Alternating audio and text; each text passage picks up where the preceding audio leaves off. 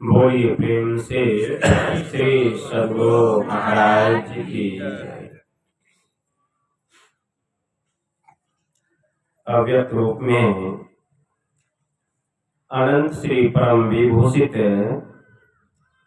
परमाराध्य संत सद्गुरु महाराज के पावन कमल चरणों में बारंबार नमन। आदरणीय सत्संग प्रेमी गुरुजनों, भक्तिमती माताओं एवं धर्मशिला बहनों, आप लोगों को सर्वविदित हो चुका है कि आज का यह सत्संग हमारे आदरणीय बच्चू बाबू ने अपने वर वधू का जॉब होने के उपलक्ष्य में बड़े ही हर्षोल्लास के साथ घर परिवार के समस्त लोगों ने मिलजुल कर यह संत मत सत्संग का आयोजन किए। इस संत मत सत्संग के द्वारा ज्ञान योग युक्त एकमात्र ईश्वर भक्ति का संदेश दिया जाता है। प्रत्येक प्राणी मात्र को बोध कराया जाता है कि ज्ञान क्या है, योग क्या है, भक्ति क्या है, जीव क्या है, माया क्या है, ब्रह्म क्या है। इन सभी रहस्यमय बातों का ज्ञान सत्संग के माध्यम से यह जो जीव अबोध बना हुआ है, सत्संग श्रवण करते करते एक दिन वह सुबोध और परम ज्ञानी हो जाता है। अभी संत स्तुति और गुरु वंदना से पाठ का शुभारंभ हुआ। हम लोगों ने अति ही मनोयोग पूर्वक भक्ति युक्त ढंग से पाठ का श्रवण किया। तत्पश्चात श्री रामचरितमानस सार सटीक 7वें सोपान उत्तर कांड से भी हम लोगों ने पाठ का श्रवण किया और पूर्व वक्ताओं से भी हम लोगों ने ज्ञान ध्यान से संबंधित वार्तालापों को श्रवण किया। वास्तव में जब हम इस संसार की ओर अपनी दृष्टि लगाते हैं तो पता चलता है कि इस सृष्टि को बनाने वाला कोई सृष्टिकर्ता भी होगा। इतना सुंदर संसार ऐसे नहीं बन गया। तो यह जो सृष्टि को बनाने वाला, जो सृष्टिकर्ता है, जो परमात्मा है, मन में इच्छा होती है कि हम भी उसका ज्ञान प्राप्त करें। इसीलिए वेद में मंत्र आया है, ओम इं जानः प्रथमं मनस्तत्वाय सविता धियम अग्निर् ज्योतिर्निचाय पृथिव्याध्यावरत। इस मंत्र के द्वारा वेद भगवान उपदेश करते हैं कि हे मनुष्यों, अगर तुम भी उस जगत प्रसव करता, सृष्टि करता, सर्वेश्वर का, परमेश्वर का तत्व ज्ञान प्राप्त करना चाहते हो तो पहले बुद्धि योग करो। अर्थात माध्यम क्या है? सत्संग। अगर उस ईश्वर को हम जानना चाहते हैं, उसको पहचानना चाहते हैं, तो सबसे पहले सत्संग करना पड़ेगा, बुद्धि योग करनी पड़ेगी। माध्यम है सत्संग। जैसे धरती से सभी प्रकार के अन्न, कण, मूल, फल, फूल की प्राप्ति होती है, वैसे ही सत्संग से समस्त प्रकार का ज्ञान प्राप्त हो जाता है। स्वामी ब्रह्मानंद जी महाराज की वाणी में आया, बिनु सत्संगत ज्ञान न उपजे, कर ले जतन हजार। बिना सत्संग का ज्ञान नहीं होता है। तो ज्ञान किसके बारे में प्राप्त करना है? तो सृष्टिकर्ता परमेश्वर के बारे में ज्ञान प्राप्त करना है। वह जो परमात्मा है, वह परमात्मा कैसा, वह परमात्मा कैसा है? संत कबीर साहब की वाणी में आया, बिनु देखे प्रतीत न होवे, कहे न को पतियाना, समुझा होए सो सबदे चिन्हे, अचरज होए आयाना। बहुत लोगों का कथन है कि जब तक हम देखेंगे नहीं विश्वास नहीं करेंगे, जब तक हम उस परमात्मा को नहीं देखेंगे हम विश्वास नहीं करेंगे। तो संत कबीर साहब कहते हैं समुझा होए सो सबदे चिन्हे, अगर उस परमात्मा को जानना चाहते हो तो उसको जानने के पहले शब्द में तुमको अपनी सूरत लगानी पड़ेगी। बड़ा आश्चर्य की बात है कि जो कोई अपने सूरत को शब्द में लगा लेगा क्या उसको भ्रम का ज्ञान हो जाएगा? बिल्कुल ज्ञान हो जाएगा। समुझा होए सो शब्दे चिन्हे, अचरज होए आयाना। बड़े आश्चर्य की बात है। संत कबीर साहब कहते हैं वह शब्द कैसा? वही शब्द जिस शब्द को जान लेने पर और कुछ जानने के लिए शेष बाकी नहीं रह जाता। उसी शब्द को ब्रह्मनाद कहा गया, उसी को ओम कहा गया, उसी को स्फोट कहा गया, उसी को उद्गीत कहा गया।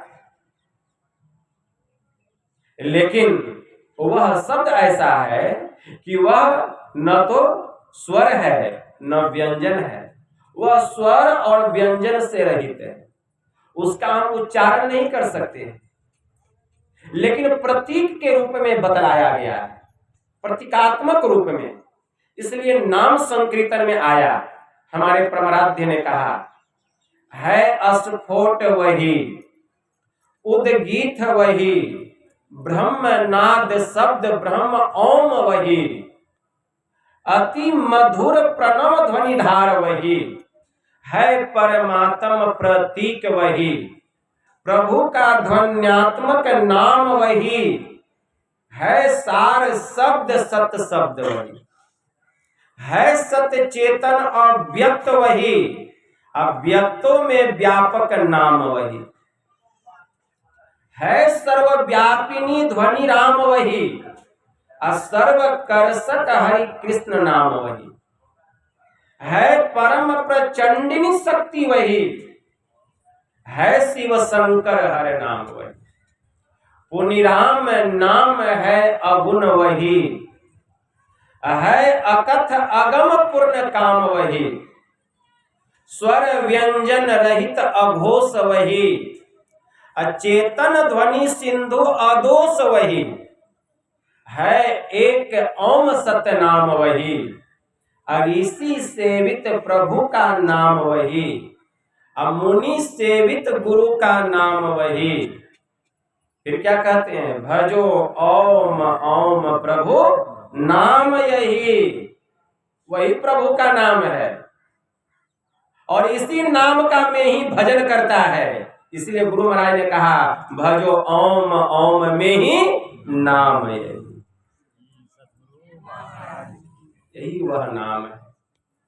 जिस दिन इस शब्द की अनुभूति हो जाएगी सृष्टिकर्ता का ज्ञान ही नहीं उसका पहचान हो जाएगा, पहचान हो जाएगा। ये बड़े आश्चर्य की बात है, बड़े आश्चर्य की बात है।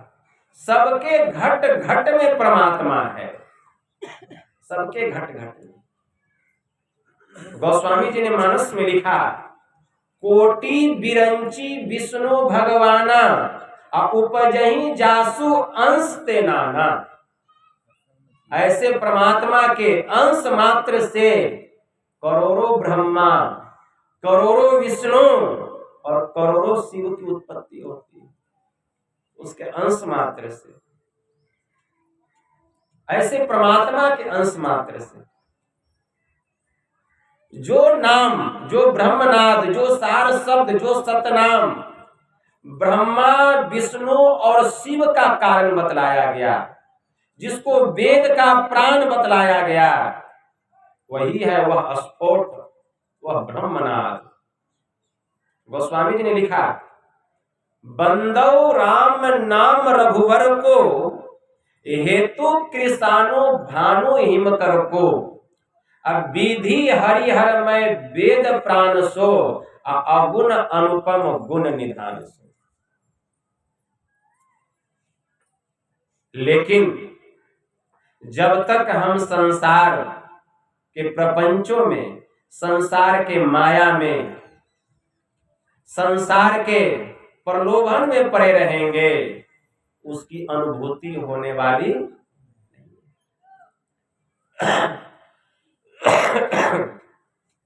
एक साधारण सी बात है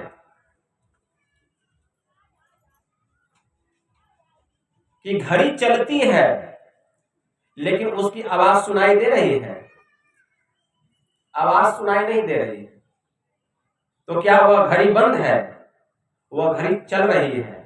अगर उसकी आवाज को आप सुनना चाहते हैं, किसी एकांत कमरे में चले जाइए, उस घड़ी को खुट्टी पर टांग दीजिए और अपने मन को एकदम एकाग्र कीजिए।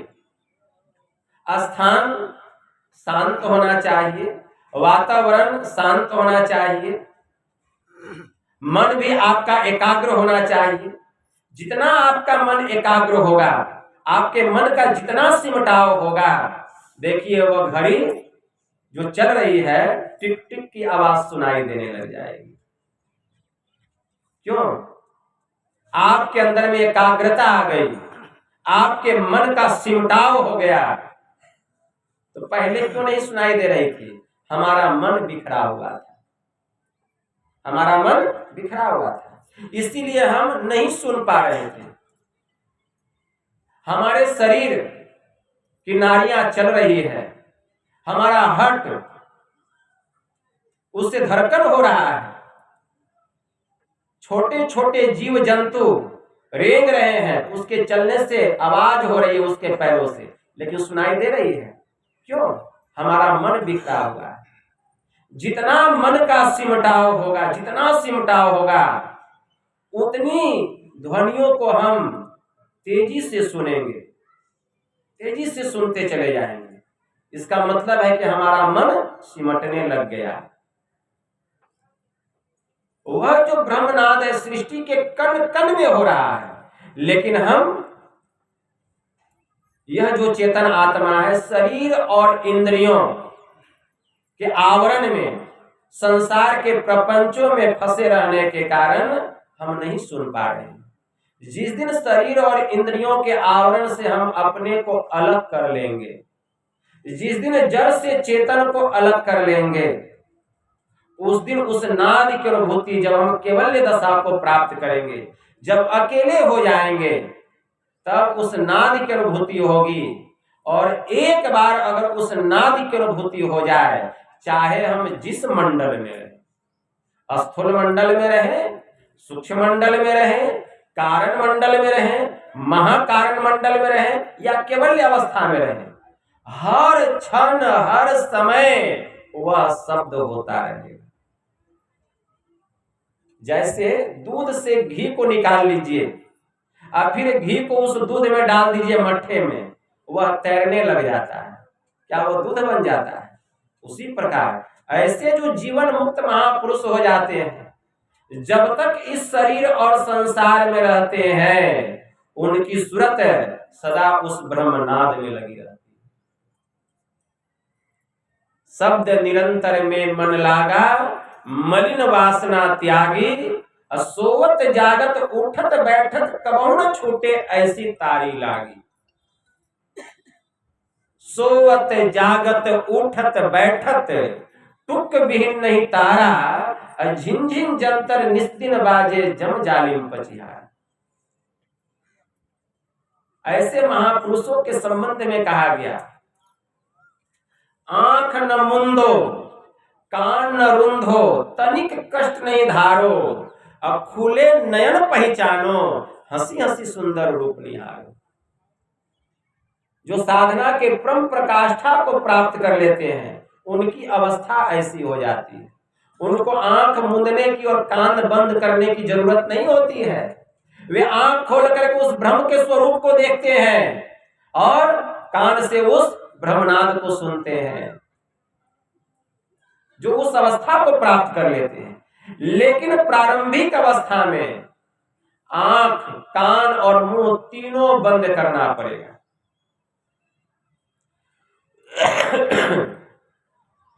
संत कबीर साहब की वाणी में आया,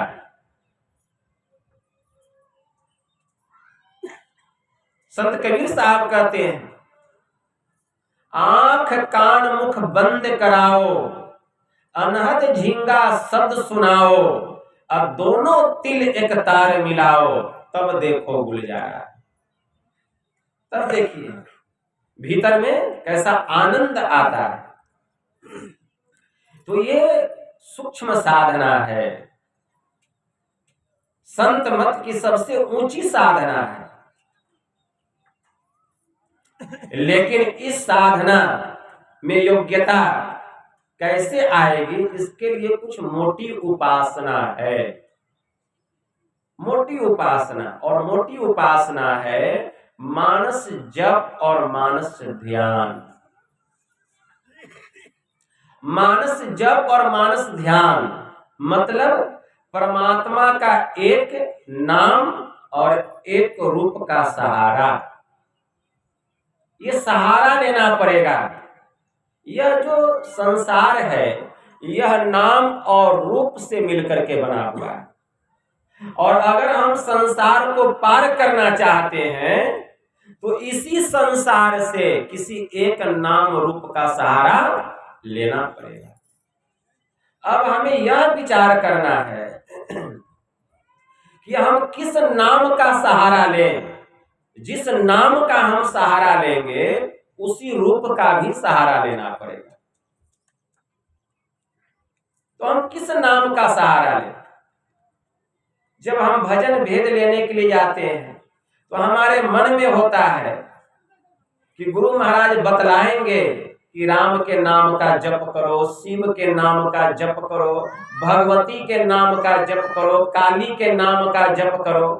बहुत मन में हम सोचते हैं कुछ तो होगा, जो दैविक संबंधी कोई नाम होगा, देव संबंधी कोई नाम होगा। लेकिन जितने भी देवी देवता हैं, जितने भी हैं, 33 कोटि देवी देवता बतलाए गए हैं, और वे सब गुण के घेरे में फेरे में पड़े हुए।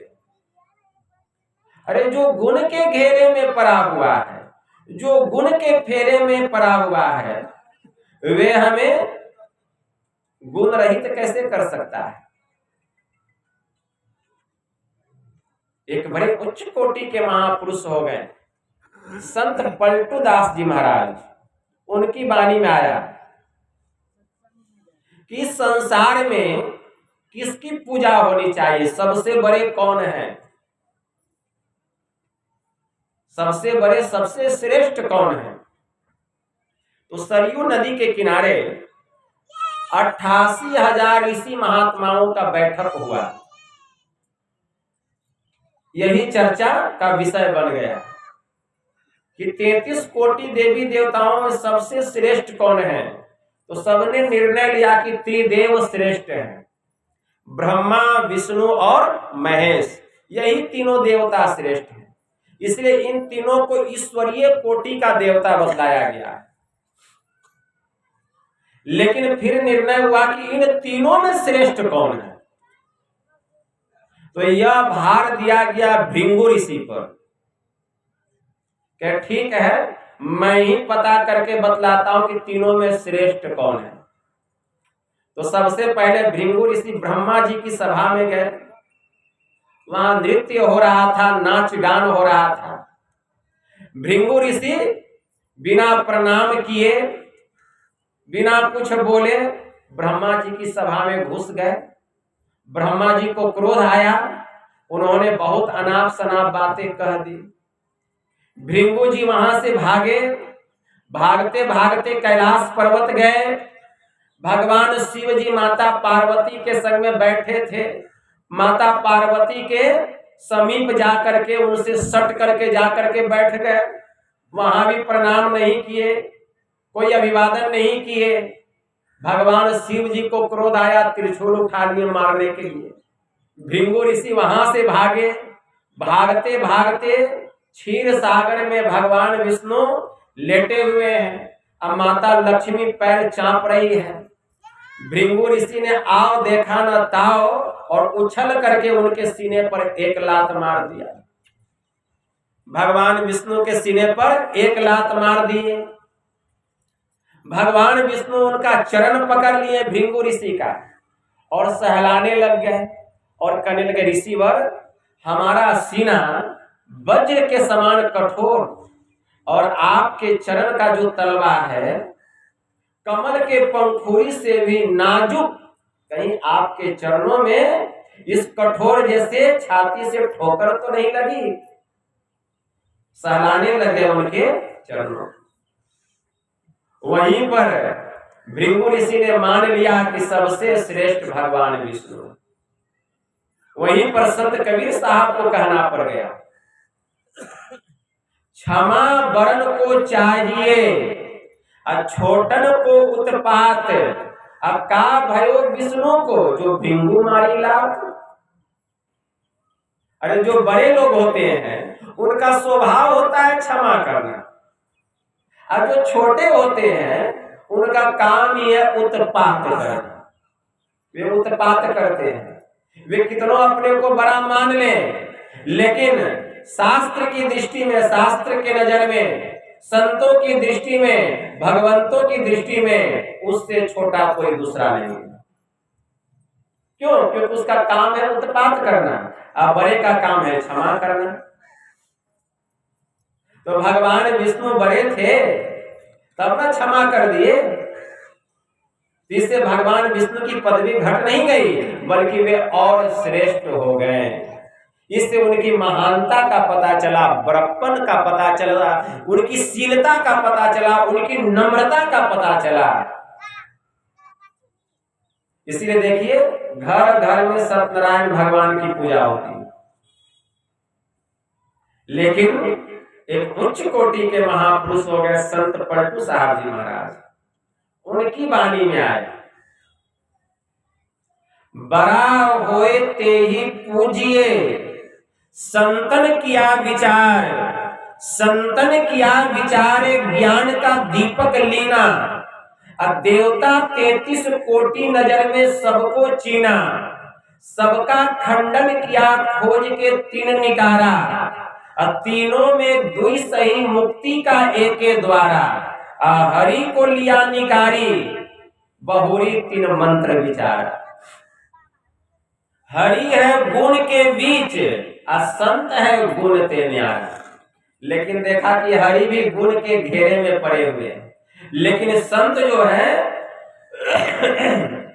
वे गुण रहित हैं। इसलिए पलटू प्रथमे संत जन अब दूजे हैं करतार, अब बड़ा होते ही पूजिए संतन किया विचार। इसलिए सबसे बड़े कौन है? संत है। इसलिए सबसे बड़े संत हैं, दूजे हैं करतार, तब परमात्मा। संत पलटू साहब की वाणी है। इसलिए संत सदगुरु के नाम का जप करना और उनके रूप का ध्यान करना, इससे उत्तम न कोई नाम है और इससे उत्तम न कोई रूप है। संतों ने निर्णय किया, जैसे हाथी के पद चिन्ह में सभी जीव जंतुओं का पद चिन्ह समाहित हो जाता है, उसी प्रकार गुरु के नाम में और गुरु के रूप में सभी देवी देवताओं का नाम रूप समाहित हो जाता है। अलग से नाम जपने का और उनके रूप का ध्यान करने का कोई आवश्यकता नहीं है। बोलने से नहीं होगा, विश्वास है। कहता सो करता नहीं, मुख का बड़ा लबार, आखिर भटका खाएगा साहिब के दरबार। एक कही दू कही, अरे दूजी कही बनाई, ये 2 मुख का बोलना घना तमाचा खाई। करना पड़ेगा। हमारे परमाराध्य ने कहा, अति पावन गुरु मंत्र मन ही मन जाप जपो, उपकारी गुरु रूप को मानस ध्यान थको, देवी देव समस्त पूरन ब्रह्म परम प्रभु, अब गुरु में करे निवास कहते हैं संत सब। इसलिए गुरु के नाम का जप करना और उनके रूप का ध्यान करना, अर्थात पहले मानस जप करना, उसके बाद मानस ध्यान करना, यही नाम और रूप का सहारा लेना पड़ेगा। मानस जप में बहुत शक्ति है, बहुत ताकत है। जो कोई मनोयोग पूर्वक मानस जप करते हैं, एक नाम का जप करते हैं, जिनका चित्त एक नाम में लग जाता है, जिनका मन उस नाम में रमण करने लग जाता है,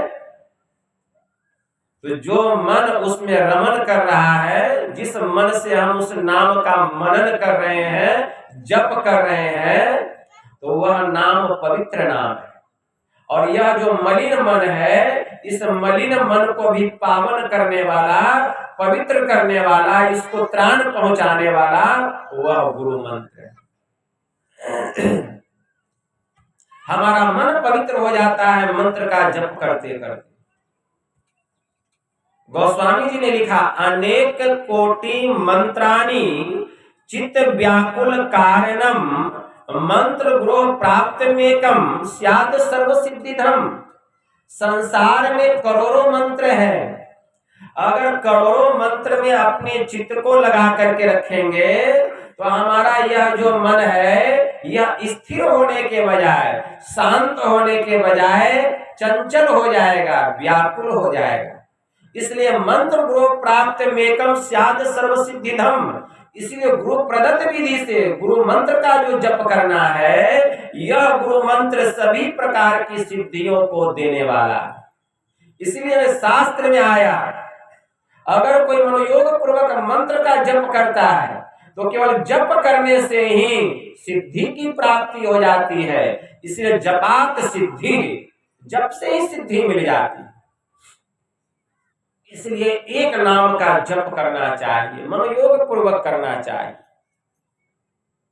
स्वतः जप करते करते मंत्र संबंधी रूप हमारे सामने आने लगता है।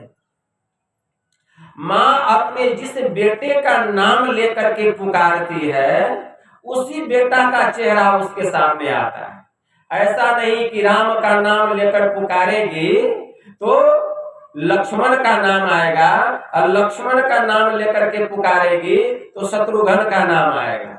ऐसी बात नहीं है। जिस बच्चे का नाम लेकर के पुकारती है, उसी बच्चे का चेहरा उसके सामने में आता है। तो नाम में वह शक्ति है कि वह रूप को प्रकट कर देता है। इसीलिए रूप को नाम के अधीन समझा गया है। गोस्वामी जी ने मानस में लिखा है, देखिए रूप नाम आधीना, और रूप ज्ञान नहीं नाम विरूना। कि रूप को नाम के अधीन समझना चाहिए। बिना नाम जपे रूप का ज्ञान होने वाला नहीं है। अगर कोई अंधा भी व्यक्ति है जिसने कभी रूप नहीं देखा है, अगर वह भी एक नाम का जप करने लग जाए गुरु प्रदत्त विधि से, तो वह नाम रूप को उसके सामने ला करके प्रकट कर देगा। नाम में इतनी शक्ति है। इसलिए मनोयोग पूर्वक एक नाम का जप करना चाहिए, फिर एक रूप का ध्यान करना चाहिए। एक रूप का ध्यान, जिस नाम का हम जप कर रहे हैं उसी नाम संबंधी रूप का ध्यान करना चाहिए। कहाँ बहुत लोग कहते हैं हम अपने हृदय में रूप को देखते हैं। हृदय दो प्रकार का होता है, एक होता है शरीर हृदय और दूसरा होता है योग हृदय। एक व्यक्ति मेरे पास आए थे खगड़िया जिले से, कहे कि बाबा संत महात्मा लोग कहते हैं अपने हृदय में प्रभु के रूप को, गुरु के रूप को देखना है, तो मैं अपने हृदय में गुरु के रूप को मनोयोग पूर्वक निहारता हूँ। तो क्या कहाँ निहारते हैं? तो कहते हैं बाबा यहाँ अपने हृदय में देखते हैं। इस हृदय में नहीं देखना है, योग हृदय में देखना है। योग हृदय कहाँ है? दोनों आंख और नासिका का जो मिलन स्थान है, ठीक उसके सामने इष्ट के रूप को देखना है। अब देखिए उनका भ्रम दूर हो गया। कहे बाबा अगर नहीं पूछते तब तो हम यही भ्रम में पड़े रहते और कभी भी दृष्टि योग की साधना में सिद्धि नहीं मिलती, न मानस ध्यान में सिद्धि मिलती। इसीलिए इष्ट के रूप को सामने में निहारना है। दोनों आंख और नासिका का जो मिलन स्थान है, ठीक उसके सामने जो अंधकार दिखाई दे रहा है, उसी अंधकार में अपने इष्ट के रूप को ख्याल से देखना है। तो अंधकार तो रहेगा लेकिन गौण होकर के रहेगा। क्यों? क्योंकि आपका मन रूप में लगा हुआ है। तो अंधकार में हम मानस जप किए, अंधकार में रह करके हम मानस ध्यान भी किए।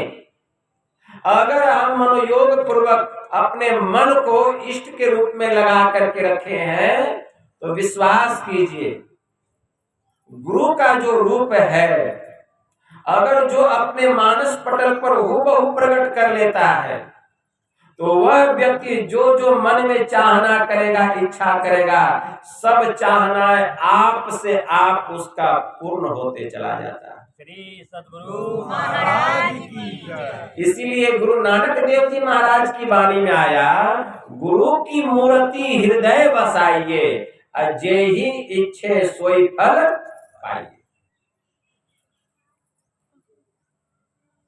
इसलिए मनोयोग पूर्वक मानस ध्यान करना चाहिए। मानस ध्यान में अगर 2 मिनट के लिए भी इष्ट के रूप पर मन टिका हुआ रह जाए तो ज्यादा समय नहीं लगाते हुए, क्योंकि मैंने पहले कहा कि मानस जप और मानस ध्यान सहारा है, ये सहारा है। इसके बाद सूक्ष्म ध्यान करना चाहिए, मतलब बिंदु ध्यान करना चाहिए। और बिंदु तो हमारे भीतर में है ही, सबके भीतर में है, सबके भीतर में वह बिंदु है। लेकिन आंख बंद करने पर अंधकार दिखाई देता है, उसी अंधकार में छिपा हुआ, उसको प्रकट करना पड़ता है। भगवान शिव जी ने जिस क्रिया विशेष विधि के द्वारा अपने विमल नेत्र का विमोचन किया, विमोचन करके विलोचन किया और विलोचन करके त्रिलोचन की प्राप्ति की, वही क्रिया हमको करनी पड़ेगी, तब हमें भी वह त्रिलोचन की प्राप्ति हो जाए। यह कहां तक संभव है कि भगवान शिव का 3 आंख और मेरी 2 ही आंखें, पिता को 3 आंख, पुत्र को 2 आंख, हमें भी 3 आंख है, लेकिन उसको प्रकट करना पड़ेगा। अभी वह आंख बंद है, उसको खोलना पड़ेगा। कैसे खोलेंगे? इसके लिए वहां पर ध्यान लगाना पड़ेगा, ध्यान लगाना पड़ेगा। भगवान शिव जी ने ब्रह्मा जी से कहा था कि हे ब्रह्मा जी, एको तरम नाडी सतम तासम मध्य प्रास्मृता सुषुमना तो परे लीना ब्रिजा ब्रह्म स्वरूपिणी। इस शरीर में 72 करोड़ नारियां हैं। 72 करोड़ नारियों में 101 नारी श्रेष्ठ है। उन 101 नारियों में 3 नारी श्रेष्ठ है और उन 3 नारियों में 1 नारी सर्वश्रेष्ठ है, उत्तम है, वही ब्रह्म स्वरूपिणी है, वही शक्ति रूपा है। वहीं पर ध्यान लगाना पड़ेगा। कहाँ? ईरा तिष्ठति वामेन पिंगला दक्षिणेन तो तयोर मध्ये परम स्थानम यस वेद स वेदवित। हमारी बाईं आंख से जो दृष्टि की धार निकल रही है, इसको इंगला नाम की नारी कहा गया। हमारी दाहिनी आंख से जो दृष्टि की धार निकल रही है, इसको पिंगला नाम की नारी कहा गया। और इन दोनों के मध्य में जो स्थान है, उसी को सुषुमना कहा गया, उसी को सुषुमना कहा गया। जो उसको जानता है वही ब्रह्म स्वरूपिणी है, वही शक्ति रूपा है। जो उसको जानता है वही वेदज्ञ है, वही वेद को जानने वाला ब्राह्मण है। सब नहीं हो सकता। भगवान शिव जी ने ब्रह्मा जी से कहा कि जो वहां कुछ काल के लिए ठहरता है परिणाम क्या होता है। तो भगवान शिव जी ब्रह्मा जी से कहते हैं कि हे प्रजापति ब्रह्मा जी, सुषुम्नायम यदा योगी क्षणे कंपी तिष्ठति, सुषुम्नायम यदा योगी क्षणार्धमपि तिष्ठति, सुषुम्नायम यदा योगी सुलग्नो लवणाम्बुवत, सुषुम्नायम यदा योगी लीयते क्षीरनिर्वत, भिद्यते च तदा ग्रंथि छिद्यन्ते सर्व संशया, क्षीयन्ते परमाकाशे ते यान्ति परमाम गतिम्। भगवान शिव जी ने कहा कि सुषुम्ना में जब जोगी एक क्षण भी ठहरता है, सुषुम्ना में जब जोगी आधा क्षण भी ठहरता है, सुषुम्ना में जब जोगी नमक और पानी के समान घुल जाता है, सुषुम्ना में जब जोगी दूध और पानी के समान मिल जाता है, परिणाम क्या होता है। भिद्यते च तदा ग्रंथि छिद्यन्ते सर्व संशया, क्षीयन्ते परमाकाशे ते यान्ति परमाम गतिम्। इस स्थूल शरीर से हमारी सूरत, चार अंतःकरण की इंद्रियां मन बुद्धि चित्त और अहंकार के साथ में निकलती है और उस सुषुम्ना में प्रवेश करके, 10वें द्वार में प्रवेश करके, आज्ञा चक्र में प्रवेश करके यह सूरत अंधकार से प्रकाश मंडल में और शब्द के धार को पकड़ती हुई सीधे परमात्मा के परम पद को प्राप्त करती है और जीव सदा के लिए माया के बंधन से छुटकारा प्राप्त कर लेता है। भगवान शिव जी ने ब्रह्मा जी से कहा। इसीलिए बिंदु ध्यान में अपने मन को सुषुम्ना में टिका करके रखना पड़ता है। वह समस्त पापों से मुक्त हो जाता है जो सुषुम्ना में बैठक करता है। भगवान शिव ने प्रजापति ब्रह्मा जी से कहा कि हे ब्रह्मा जी, जो नर सुषुम्ना में सदा सभा करता है, बैठक करता है, वह समस्त पापों से मुक्त होकर वह अपने आप को परम कल्याण की ओर लेकर के चला जाता है। उसके जैसा कल्याणकारी और कोई दूसरा नहीं हो सकता। भगवान महायोगेश्वर श्री कृष्ण ने कहा, मुहूर्तमपि यो गच्छे न सागरे मनसा सह, सर्वम तरति पापानम तस्य जन्म शतार्जितम। एक क्षण के लिए या एक मुहूर्त के लिए भी जो कोई सुषुम्ना में जाकर के ठहरता है या कुछ काल के लिए मन को वहां रोक करके रखता है, तो सैकड़ों जन्मों का जो किया हुआ पाप है उस पाप से वह छुटकारा प्राप्त कर लेता है। भगवान महायोगेश्वर श्री कृष्ण ने यहां तक कहा, अगर कोई व्यक्ति एक पैर पर खड़ा होकर के तप करता है 1000 वर्ष तक और सुषुम्ना में अगर आधा क्षण भी ठहर जाता है तो 1000 वर्ष का तप उसके सामने में, सुषुम्ना ध्यान के आधे क्षण के सामने 1000 वर्ष तप का फल व्यर्थ है, कुछ भी नहीं है। तपे द्वर्ष सहस्त्राणि एक पाद स्थितो नरः एकस्य ध्यान योगस्य क्लाम नारहंति षोडशीम।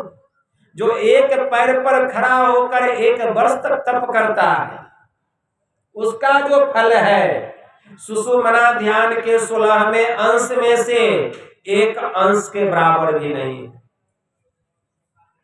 इतना ही नहीं, ब्रह्म हत्या सहस्त्राणि भ्रूण हत्या शतानि च एतानि ध्यान योगस्य दहत्य अग्निरिवेन्धनम्।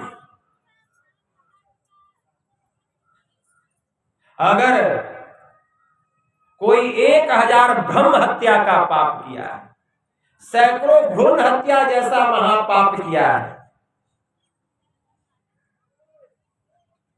इन सभी पापों को जो कोई सुषुम्ना ध्यान में कुछ काल के लिए भी अपने मन को अस्थिर कर लेता है, तो इन सब पापों को जला करके जलावन ईंधन लकड़ी के जैसा उसको राख कर देता है। जैसे जलावन ईंधन लकड़ी को जला करके राख कर देती है, वैसे ही सुषुम्ना ध्यान हजारों ब्रह्म हत्या और सैकड़ों भ्रूण हत्या जैसे महापापों को जलाकर खाक राख कर देता है। जो वहां बैठक करता है, सुषुम्नायां सदा गोष्ठीम इह कश्चित् कुरुते नरः स मुक्तः सर्व पापेभ्यो निःश्रेयस्य ममाप्नुयात्। लेकिन हम कितना देर अपने मन को वहां ठहरा करके रखते हैं, जरा हम विचार करें। हमारा मन वहां ठहरता नहीं है। क्यों? यह मन जो है बंदर भालू के जैसा है, उछल कूद करता है।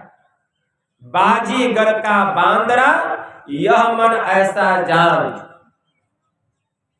बाजीगर का बांदरा यह मन ऐसा हो। यह मन बाजीगर के बंदर के जैसा है, उछल कूद मचाते रहता है। जरा सा अभ्यास करने के लिए बैठिए। मानस जप कर रहे हैं, जप करते करते कब गप होने लग जाएगा पता नहीं चलेगा। जब तक पता चलेगा तो हम कोसों दूर हो जाएंगे जिस चीज में अपने मन को लगा करके रखे। जब छूटने से कितना देर हो गया और कितना देर से मन जो है नाच रहा है संसार के प्रपंचों में, संसार के विषयों में, संसार के राग रागिनी में। कभी नॉर्वे, कभी स्वीडन, दिल्ली, बंबई, कलकत्ता, पंजाब, एकदम उड़ रहा है, घूम रहा है चारों तरफ। मन बार बार भागता है। बार बार मन को समझा बुझा करके क्रिया विशेष विधि में लगाना पड़ता है। जप के समय मन भाग जाए, मन को समेट करके जप में लगाइए। मानस ध्यान के समय मन भाग जाए, मन को समेट करके मानस ध्यान में लगाइए। दृष्टि योग की साधना के समय मन भाग जाए, मन को समेट करके गुरु इंगित स्थान पर लगाइए। बार बार मन लगाते लगाते, बार बार प्रत्याहार करते करते धारणा हो जाए। गुरु महाराज की वाणी में आया, जह जह मन भगी जाए ताही तह तह से तत्क्षण अब फेरी फेरी ले आइए, लगाइए ध्यय में आपन। ऐसे ही करी प्रत्याहार धारणा धारण धरी के, अरे हारे में ही औरों आगे बढ़िए, चढ़िए धर धारा धरी के। गुरु महाराज की वाणी में है, जहां जहां मन भाग जाए, मन को समेट करके योगिक क्रिया के द्वारा उस स्थान पर लगाइए। अरे मन बलवान है कि आप बलवान हैं? मन है जड़, आप है चेतन। चेतन से मन को शक्ति मिल रहा है, तब यह काम कर रहा है। और जैसे चेतन निकल जाएगा ना, मन का हवा हवाई हो जाएगा। यह मन तो खोल है, यह मन खोल है। और जैसे इसे चेतन निकल जाएगा, इसका अस्तित्व ही समाप्त हो जाएगा। चेतन की शक्ति से मन काम कर रहा है, मन की शक्ति से चेतन काम नहीं कर रहा है। इसीलिए मन बलवान नहीं है, बलवान मैं हूं। मन है जड़, मैं हूं चेतन। जैसे मन को नचाएंगे वो इससे नाचेगा, लेकिन अभी जैसे हमको मन नचा रहा है, हम नाच रहे हैं।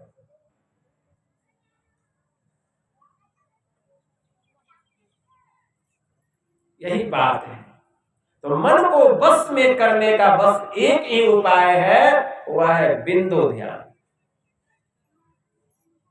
बार बार प्रत्याहार करते करते मन जो है थक जाता है। मन को थकाना पड़ेगा। और जब मन थक जाता है तो जन्म है, चेतन की शक्ति इस पर कायम हो जाती है। सोचता है कितना भागेंगे, बराबर खींचिए लेता है, कितना भागेंगे खींच लेता है, कितना भागेंगे खींच लेता है, थक जाता है। कहता है अब फायदा इसी में है जहां हमको ये लगाए वहीं लग जाए, बस धारणा बन जाती है। कुछ देर तक मन की वहां धारणा हो जाए गुरु इंगित स्थान पर, तब गहराई होता है, धारणा से गहराई होता है। ये जो अंधकार है ये आपका पाप है, जितना पाप उतना मोटा पर्दा, और पाप कर लीजिए पर्दा और कुछ मोटा हो जाएगा, कुछ और पाप कर लीजिए मोटा पर्दा, और उतना आपको परिश्रम करना पड़ेगा आगे बढ़ने में। तो ये जो पाप है इतना मोटा पर्दा है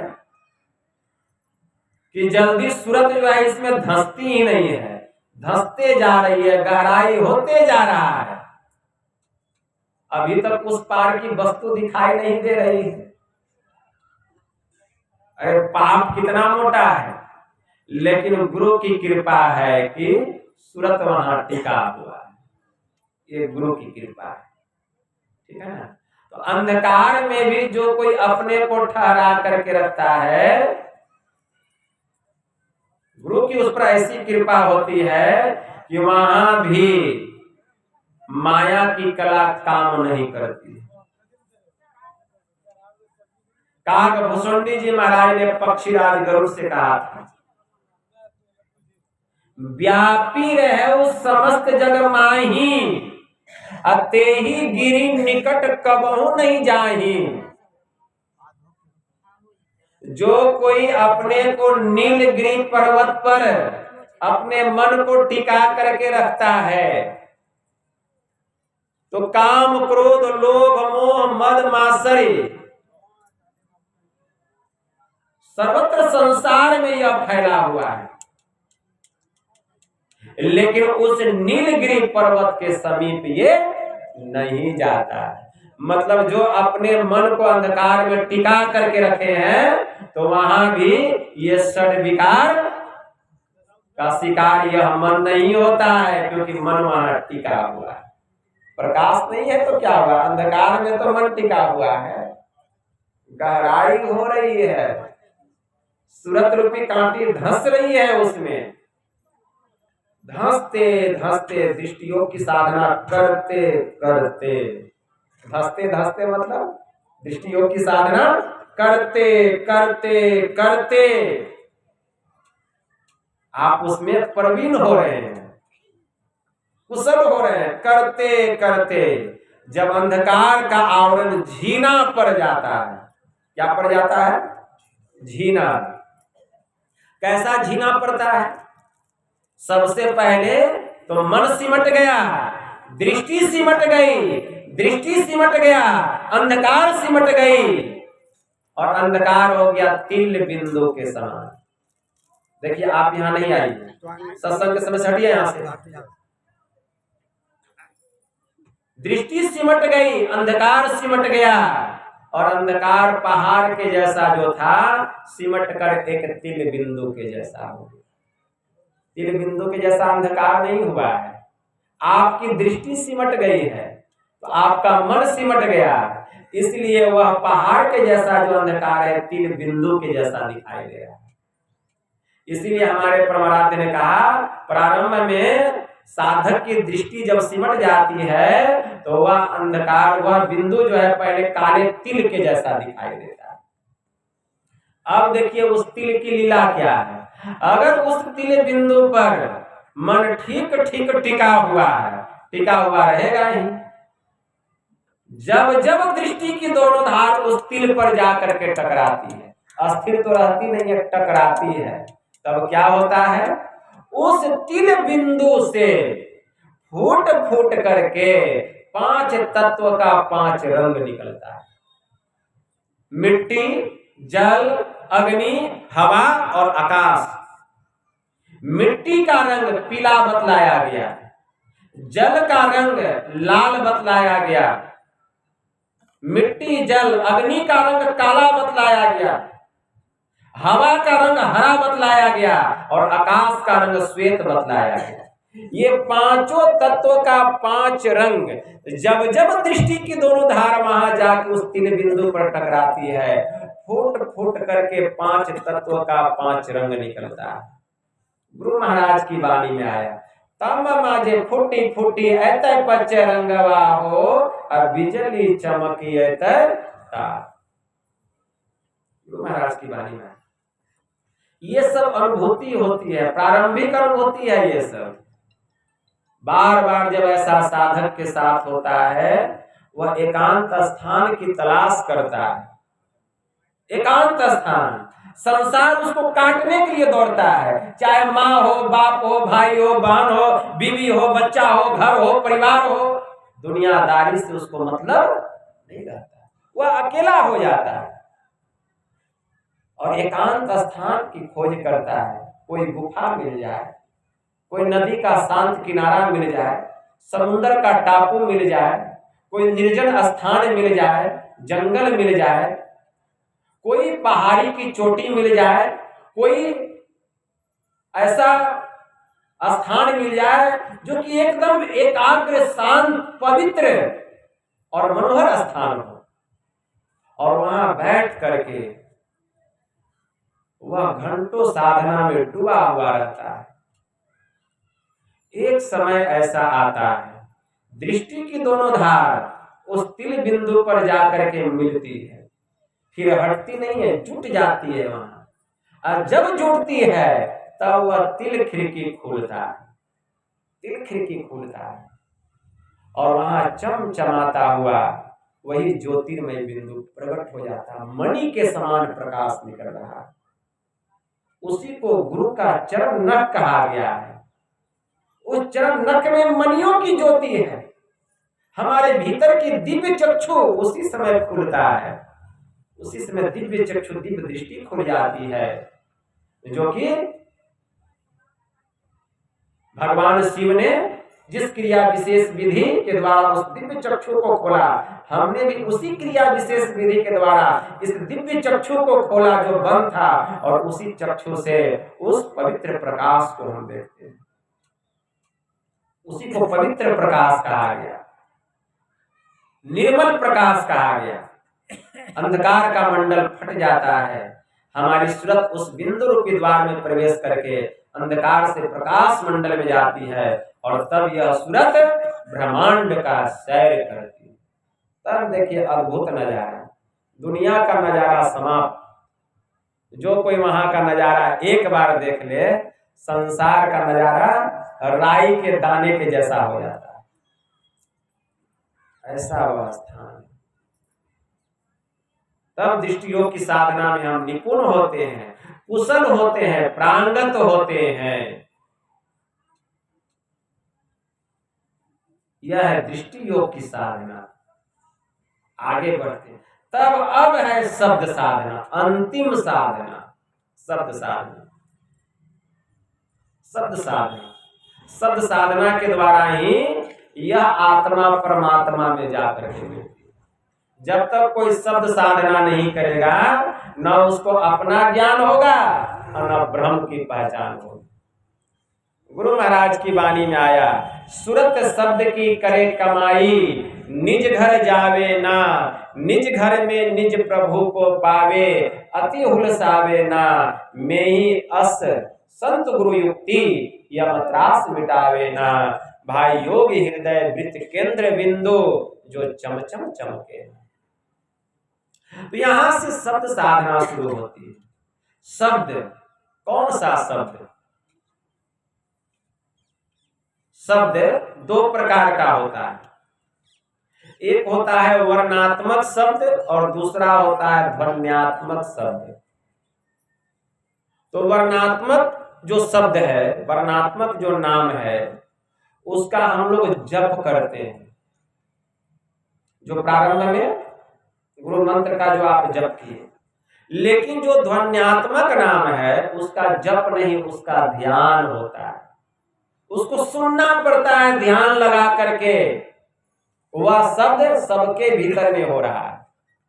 ध्वन्यात्मक शब्द भी दो भावों में बांटा गया है।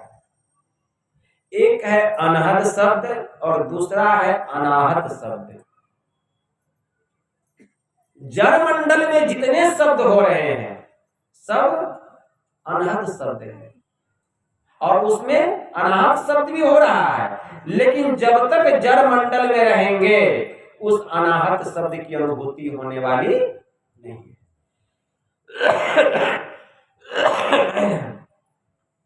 तो अनाहत शब्द जो है वह बिना किसी कम और ठोकर के हो रहा है, उसका केंद्र स्वयं परमात्मा है। तो जब तक अनाहत शब्द की अनुभूति नहीं होगी तब तक इस आत्मा का कल्याण होने वाला नहीं।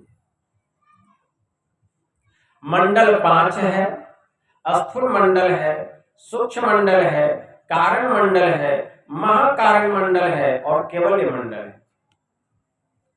4 जड़ मंडल है, स्थूल, सूक्ष्म, कारण और महाकारण, और केवल्य जो है इसको चेतन मंडल कहा गया। जब हम अंधकार से प्रकाश मंडल में जाते हैं तो प्रकाश मंडल में नाना प्रकार का प्रकाश होता है। एक रंग का प्रकाश नहीं, कई रंग का प्रकाश होता है। और जो साधक साधन विशेष विधि के द्वारा अंधकार से प्रकाश मंडल में जाते हैं सबकी अनुभूति एक जैसी नहीं होती है। सबकी अनुभूति एक जैसी नहीं होती। रास्ता एक है लेकिन अनुभूति एक जैसी नहीं होती, अलग अलग अनुभूति होती है। लेकिन प्रकाश जो है वह अलग अलग नहीं होता है। प्रकाश तो 5 तत्व का, 5 रंग का प्रकाश उस तिर बिंदु से देखने में आता है, लेकिन जैसे ही हम उस बिंदु में प्रवेश करके अंधकार से प्रकाश मंडल में जाकर के जैसे ही सहस्त्रदल कमल में जाते हैं तो वहां 5 मंडलों का प्रकाश देखने में आता है। गुरु महाराज की वाणी में आया, सहस्त्रदल कमल ज्योति करे झलमल, त्रिकुटी में सूर्य उदय हो। गुरु महाराज की वाणी में आया, जो कोई सहस्त्रदल कमल में जाते हैं वहां 5 मंडलों का प्रकाश देखने में आता है। झिल झिल झिल झिल करता हुआ प्रकाश दिखाई देता है। मीराबाई की वाणी में आया ना, पचरंगी झालर शुभ सोहे, फूलन फूल कली, बाजू बंद करुणा सोहे, मांग सिंदूर भरी, सुखमन थाल हाथ में लिन्हा, शोभा अधिक भली, अस्तेज सुषुमना मीरा सोवे, अशुभ है आज घड़ी। ऊंची अटरिया लाल किमरिया, निर्गुण सेज बिछली। यही है वह साधना संबंधी बात। इसी मंडल की बात कर रही है मीराबाई। तो सहस्त्रदल कमल में 5 मंडल का प्रकाश होता है, वहां विद्युत मंडल का प्रकाश होता है, वहां ज्योति मंडल का प्रकाश होता है, वहां नक्षत्र मंडल का प्रकाश होता है, वहां चंद्र प्रभा मंडल का प्रकाश होता है, वहां दीप शिखावत मंडल का प्रकाश होता है। विद्युत मंडल का प्रकाश लाल है, ज्योति मंडल का प्रकाश पीला है, नक्षत्र मंडल का प्रकाश नीला है, चंद्र प्रभा मंडल का प्रकाश श्वेत है, दीप शिखावत मंडल का प्रकाश हरा है। यही 5 मंडल का प्रकाश झिल मिलाता हुआ पचरंगी झालर शुभ सोए, फूलन फूल कली, बाजू बंद करुणा सोवे। यह दृष्टि साधना और सत साधना की ओर इंगित करता है। मांग सिंदूर, कितना आनंद आता है, उस आनंद का क्या करें। वहां अनहद प्रकार के शब्द होते हैं। अनहद प्रकार के शब्दों में सूक्ष्म मंडल का केंद्रीय नाद गुरु बतलाते हैं। उस केंद्रीय नाद को पकड़ करके सूक्ष्म मंडल के केंद्र त्रिकुटी महल पर हम चढ़ाई करते हैं, जहां पूर्ण सूर्य का दर्शन होता है। संत कबीर साहब ने कहा, चंदा झलके यही घट माही, आंधरी आंखी सूझत नाही, यही घट चंदा यही घट सूर, यही घट बाजे अनहद तूर, यही घट बाजे तबल निशान, अब बहिरा शब्द सुने नहीं कान। गुरु महाराज की वाणी में आया, जा सम्मुख या सूरज अमित अंधार है, ऐसो सूरज महान चंद हद पार है, होत नाद अति घोर, अरे शोर को कहे, अरे हारे में ही महान नगारा बजे, घनहु गरजत रहे। वहां नगाड़े की चोट होती है, बड़ा आनंद आता है। त्रिकुटी महल में जो सूर्य निकला हुआ है इसी को ओमकार, इसका मालिक स्वामी ओमकार को कहा गया है। पूर्ण सूर्य, इस सूर्य में इतना प्रकाश है, इतना प्रकाश है कि बाहर का जो सूर्य का प्रकाश है, इस प्रकाश उसकी हल्की सी चिंगारी अंधकार में बदल देगी, इतना तेज प्रकाश है। लेकिन उसमें ताप नहीं है, उसमें शीतलता है, शालीनता है, पवित्रता है। जो कोई वहां जाता है, जन्म जन्मांतर का किया हुआ जितना पाप है, जितना पुण्य है, सब जल के राख हो जाता है। कहीं बाबा पुण्य भी जल के राख होता है, एकदम होता है। सहस्त्र दल कमल में पाप जल के साफ, और त्रिकुटी महल में पुण्य जल के राख हो गया। पाप और पुण्य दोनों से आप ऊपर उठ जाते हैं, तब कारण मंडल में जाते हैं, और कारण मंडल को जैसे पार करते हैं, बीज का ही नाश हो जाता है। बीज का नाश हो गया, बीज ही नहीं रहेगा तो अंकुर कहां से निकलेगा, अंकुर ही नहीं निकलेगा तो पेड़ कहां से बनेगा, शरीर कहां से बनेगा। इस तरह हम साधना करते हैं।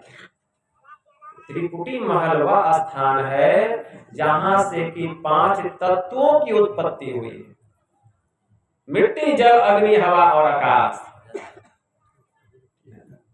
सहस्त्र दल कमल वह स्थान है जहां की प्रत्येक जीवों के पाप पुण्य का लेखा जोखा होता है। सहस्त्र दल कमल वह स्थान है जहां से कि जीव पुनः इस दुनिया में वापस लौटाया जाता है, वही स्थान है। त्रिकुटी महल में पूरा सूरज निकला हुआ है, कोट भान छवि तेज उजाली, करोड़ों सूर्य के समान उसमें प्रकाश है। संत पलटू साहब की वाणी में आया, कहता हूं उस देश की बात, आसमान के बीच सुलाख है जी, बादशाह उसी के बीच में बैठा है, सूझी पड़े बिनु आंख है जी, सुरख तो उसका चेहरा है, आफ्ताब तसहुक लाख है जी, पलटू तब हूं की आवाज आवे, उसमें मेरा दिल मुस्ताक है जी। समय बहुत हो चुका है, तो अभी गुरु कीर्तन भी होगा। तो ये साधना की बात है, जैसे जैसे हम साधना में आगे बढ़ेंगे बहुत तरह की अनुभूति आएगी और बड़ा आनंद आएगा, लेकिन जो करेगा वह पाएगा, जो भी करेगा वह पाएगा। इसलिए इस काम को हम करें, यही मानव जीवन की सार्थकता है, इसी में मानव जीवन का सार्थकता छिपा हुआ है। अगर हम यह काम करते हैं तो यह मनुष्य का जीवन सार्थक हो जाएगा, अगर यह काम नहीं करते हैं तब तो हम मनुष्य का शरीर हो गया, लेकिन इस धरती पर हम बोझ बने हुए। यह संत मत सत्संग का आयोजन हमारे बच्चू बाबू ने अपने बड़े सुपुत्र संजीव जी की धर्म पत्नी सरिता देवी, जिसका नया नया अभी जॉब हुआ है एनएम में, उसी के जॉब के खुशी के उपलक्ष्य में घर परिवार के समस्त लोगों ने मिलजुल कर यह संत मत सत्संग का आयोजन किए। यह गुरु की कृपा है कि जब हम सत्संगियों के घर में या हम लोग कोई जब शुभ काम करते हैं तो गुरु महाराज का यह जो ज्ञान यज्ञ है, यह सत्संग करके श्री गणेश करते हैं, तो वह काम उत्तम होता है, सार्थक होता है, सर्वहित के लिए होता है और सभी के कल्याण के लिए होता है। यही थोड़ा सा आप लोगों की सेवा में कहा, बस इतना ही कहकर मैं अपनी वाणी को यहीं विराम देता हूँ। बोलिए प्रेम से श्री सद्गुरु महाराज की जय।